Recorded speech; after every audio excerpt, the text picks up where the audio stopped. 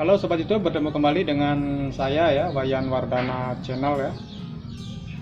Pada kali ini saya akan memberikan sebuah tips ataupun cara membuat bonsai kelapa ya, berdaun seimbang dan kecil ya.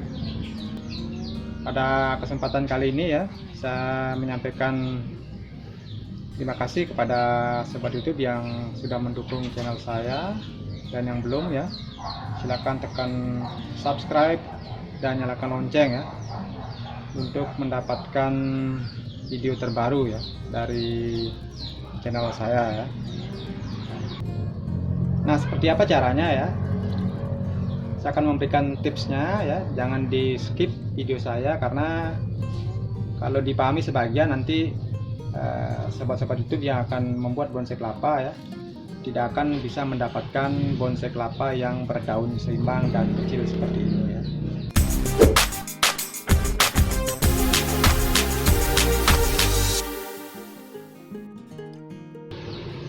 Di depan saya ini ya, ini adalah bonsai kelapa gading ya. Jadi mungkin sudah pantas disebut bonsai ya karena ada bonggol ya, kemudian daunnya yang kerdil ya, kecil ya, seperti ini pelepahnya.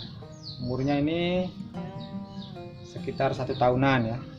Jadi ini pelepah ya, dan daunnya ini cukup subur ya. Ini sudah mulai tumbuh daun kelima ya. Jadi kalau kita lihat ya dari pertumbuhan daunnya ya, ini kalau saya ukur ya sekitar 1 telapak tangan ya, dan semua ya keempat daunnya ini ya, ini mempunyai lebar yang sama ya, kemudian tingginya juga sama ya, dan melengkung seperti ini ya. Ini tentu akan membuat ya tampilan bonsai kelapa kita ya menjadi lebih unik dan menarik ya, seperti itu ya. Untuk menjaga agar bonsai kelapa kita ini bisa berdaun seimbang seperti ini ya di semua daunnya ya, tentu ada tipsnya ataupun caranya ya. Jadi pertama ya, ini adalah pisau yang saya gunakan ya, pisau sayat. Saya beli di apotek ya, harganya 5.000. Ini kalau tidak salah ukurannya 11 ya. Jadi dalam melakukan penyayatan ya, saya gunakan pisau yang betul-betul tajam seperti ini ya.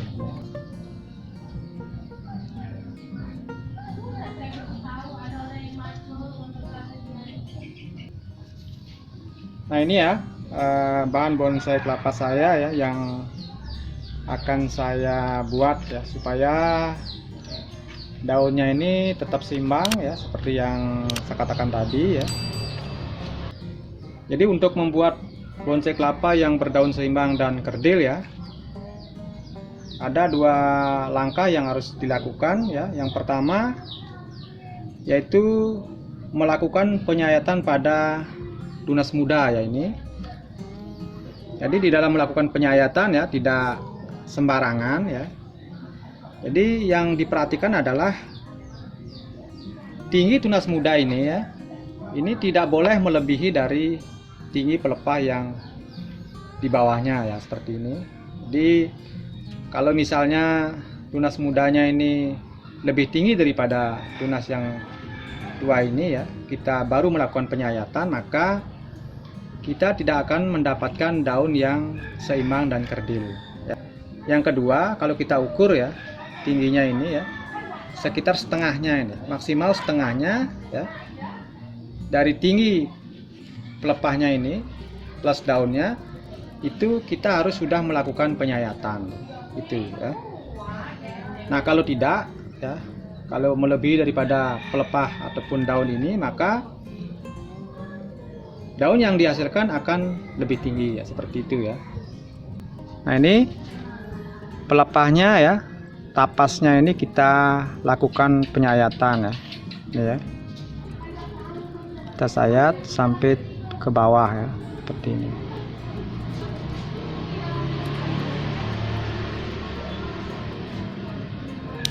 Ini pisaunya sangat tajam ya. Jadi pisau khusus untuk terasi sebenarnya ya. Ini kita lakukan secara hati-hati ya, supaya tidak menggores daun yang muda ya. Ini kita lakukan pelan-pelan saja ya.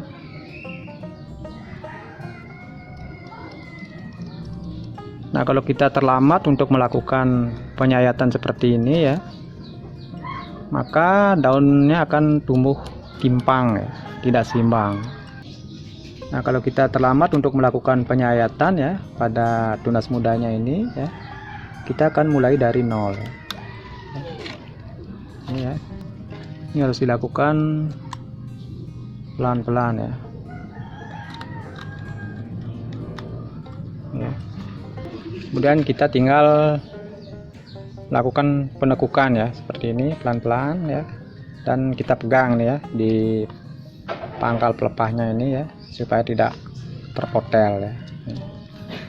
Ini yang langkah pertama ya. Kemudian langkah kedua ya, jadi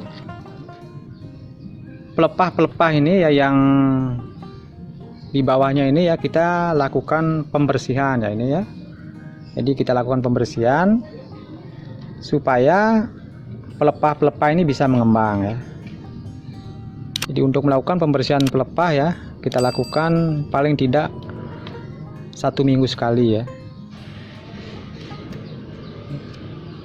Dan kalau bisa ya, dilakukan setiap 2 kali dalam seminggu ya. Sekarang kita tinggal bersihkan yang di bawahnya ini.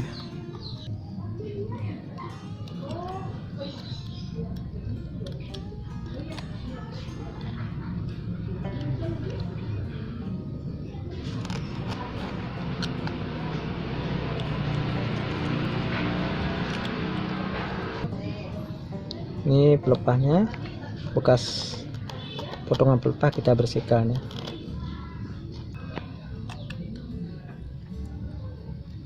Jadi kunci untuk mendapatkan daun yang seimbang dan kerdil ya, itu adalah konsistensi ya, di dalam kita melakukan perawatan bonsai kelapa ya.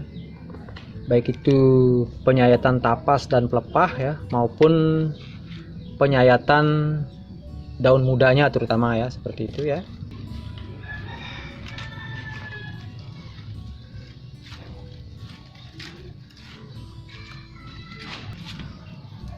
Nah, ini ya sobat YouTube ya,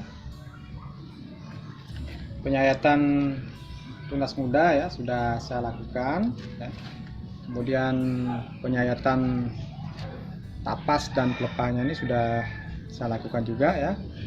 Dan ini kelihatan ya, daunnya tetap seimbang ya.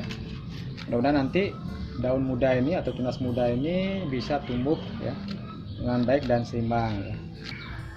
Oke sobat YouTube ya, itu saja yang bisa saya sampaikan pada kali ini.